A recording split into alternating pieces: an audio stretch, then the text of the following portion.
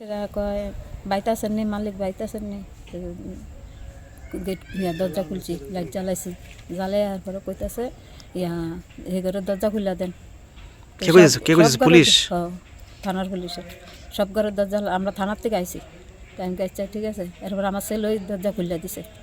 কিতা স্যার দরজা খুলে দাও সব দরজা খুলে দিলাম লাইট জ্বালাই দিলাম।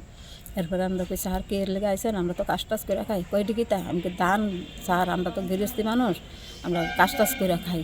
ছেলে কিতা করে আমি ছেলেও গৃহস্থী করে ছেলের বাবা অসুস্থ লগে ফাঁসে করে ইয়ে আছে দূরে।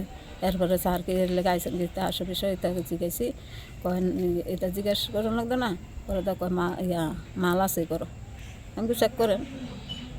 আমরা গরিব মানুষের এত হাসাইতেছেন কিরে স্যার আমরা তো গরিব মানুষ আমরা কাজ টাজ করে খাই আমরা এটা করিও না ইয়ে করি না। তারপরে কি হয়েছে? এরপরে তারা সবাই মিলে আমার লোকের বাড়ির পাড়ার মানুষই আমার শাসনের চেষ্টা করতেছে।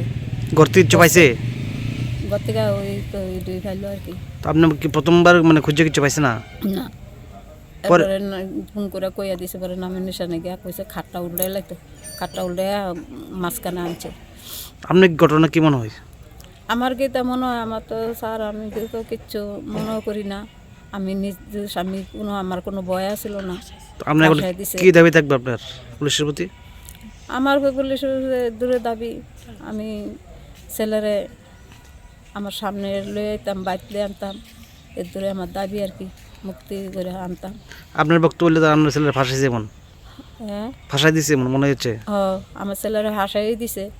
গতকাল গভীর রাতে আমাদের কাছে খবর আসে যে এখানে সীমান্তবর্তী অঞ্চলে কিছু গাঁজা এবং ইয়াবা ট্যাবলেট মজুত করা রয়েছে। তো এই সংবাদের ভিত্তিতে কমলাসাগর বিএসএফ ডিউপি অফিসার জোয়ান্ডা এবং আমরা মধুপুর থানার উদ্যোগে যৌথ অভিযান চালাই। তো এক বাড়ি থেকে আমরা 300টি ইয়াবা ট্যাবলেট এবং 15 কেজি ড্রাই গাঁজা ওইখানে রিকভার করি এবং তা সিজ করি এবং স্পেসিফিক এনডিপিএস কেস রেজিস্টার করা হয়।